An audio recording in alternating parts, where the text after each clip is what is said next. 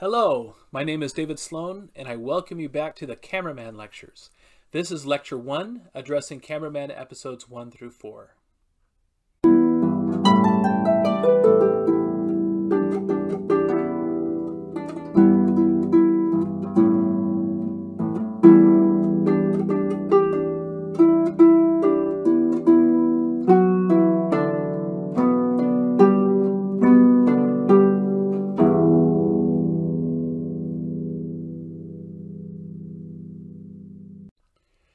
The first two episodes that we're going to cover, Locks and Docks and Signals Interrupted, serve as an introduction to the mystery of the cameraman and give us some foresight about the global impact that Milo and the cameraman are going to have on the world.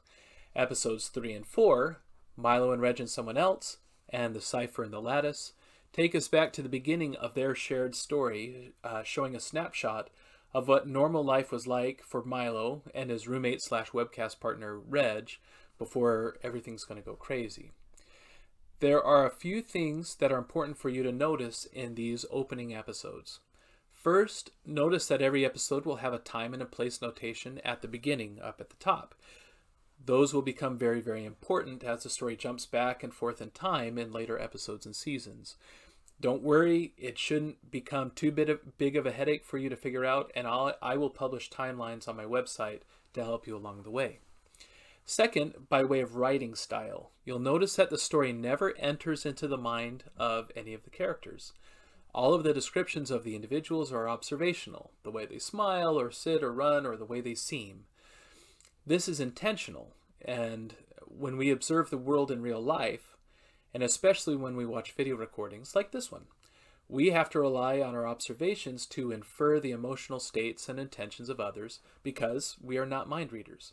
And even though novels are well known for circumventing our lack of telepathy and giving us an omniscient access to the thoughts and feelings of the characters in the story, I have purposefully avoided that. And here's why. The primary idea of Cameraman is that one could go back and record a video of the past, and that this video could fill in a key detail of history. But the fact is that what anyone can observe from the outside of human minds is only a tiny fraction of human history. True human history includes the details of the stream of consciousness of everyone who ever lived, the inner story of human experience. And unless we say what we think and feel out loud, most of that history is closed off to us and lost forever, forcing us to infer and causing us to make errors very often in guessing about the emotional thoughts and intents of individuals. I wanted the reader to have the experience of seeing each of these scenes in the story as if through the lens of the cameraman's camera, including that lack of omniscience. As a writer, this was actually very, very hard, as I was constantly tempted to let people in, but I believed it was more important for the story to keep us in our natural state of non-telepathy. You, as the reader, might have been a little bit spoiled by having this advantage, which admittedly is one of the big general advantages of written stories over filmed stories, but for this story, that's just the way it is. Now, to hone in on the episodes, episode 1, and really season 1, begins with a poem called The Locksmith, which introduces an important theme to Cameraman, how people deal with their history. It's the only poem in the story, but it's one of the several texts that represent artifacts from the world of Cameraman that don't really fit into the narrative, but that will be introduced to us to give insight into the story and the characters. Other novels use this type of device, Dune, for example. The Locksmith poem suggests that people lock away or secure two types of things from their past, the things that they're proud of and the things that they're ashamed of. The things we're proud of, we secure publicly in metaphorical trophy cases and shrines and monuments. We wear them on our sleeves. These are the things by which we want to be defined, our most precious accomplishments and values. We want to protect them and defend them, in part because we fear that the pure truth of history can tarnish or fracture those things. Sometimes we're not always very honest about our past, and sometimes others do not treat our past very honestly. The things we're ashamed of, we keep hidden in metaphorical safes or under beds or buried in the ground deep, deep inside. Of these things, we're most afraid that these secrets of the past will be revealed to the world, and what would happen to us and to others if they were revealed would be dire.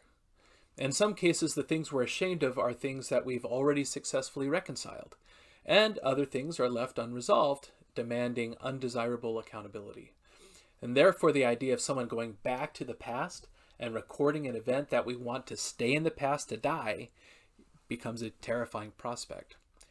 Each of the main characters in Cameraman has their own shrines and lockboxes of secrets that the cameraman will threaten to disrupt. You might want to note them as you read, and I'll call them out in the lectures as they come up. Episode 1 continues with a double homicide at the Baltimore docks. Who did it and why are a mystery. These murders are actually key for the cameraman story and will come up again. For the reader, the more immediate impact of these murders is the conflict that they cause for Ed Dickerson, the brother of one of the deceased. Ed is given the chance to ask Milo, who is at this point in the story the emissary or representative of the cameraman. He gets to ask him a question, and he already had one major mystery on his mind before learning of his brother's death. That was the loss of his wife. It's likely that, given a similar opportunity, none of us would have just one question for someone with the ostensible ear of the cameraman. As it happens, the cameraman interrupts and takes away Ed's chance to ask any questions. You'll note that the way that the cameraman says goodbye is mirrored in the title sequence for these lectures. Does the cameraman really die at this point? We'll find out. Episodes 3 and 4 have us flashing back to the very first encounter between Milo, Reg, and the cameraman, and the initial mysteries that the cameraman reveals. And here I'll point out another thing that was very hard for me as a writer to tackle with this story. My initial drafts of the story had the cameraman solving major real-life historical mysteries, you know, like filling in the missing 18.5 minutes of Nixon, or going back and finding out, you know, what really happened on 9/11, those types of things. But the obvious problem with the plot device is that the writer has to actually suggest what the truth of those events were. What did Nixon really say? What really crashed at Roswell? What did so-and-so really say to so-and-so behind closed doors? Those all have their own biases in our culture. And this places the burden of wading into such murky waters on the author. If readers are spoiled by being given access to thoughts, authors are certainly spoiled by having complete control over their written worlds, and I was just not inclined to give up my power.